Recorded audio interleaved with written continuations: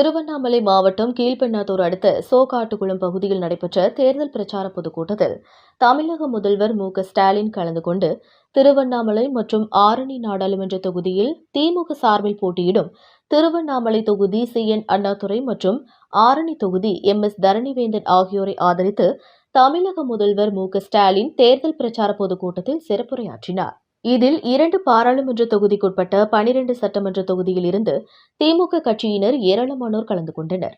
தேர்தல் பிரச்சார பொதுக்கூட்டம் முடிந்த பின்பு வரவேற்பு பகுதியில் வைக்கப்பட்டிருந்த வாழை மரங்களில் இருந்து வாழைக்குலைகளை போட்டி போட்டு தொண்டர்கள் எடுத்து சென்றனர். மேலும் திருவண்ணாமலை கீழ்பெண்ணாத்தூர் சாலையில் பல கிலோமீட்டர் தூரத்திற்கு 1 மணி நேரமாக வாகனங்கள் அணிவகுத்து நின்றன. திருவண்ணாமலையிலிருந்து ரிப்போர்ட்டர் கோவிந்தராஜ்.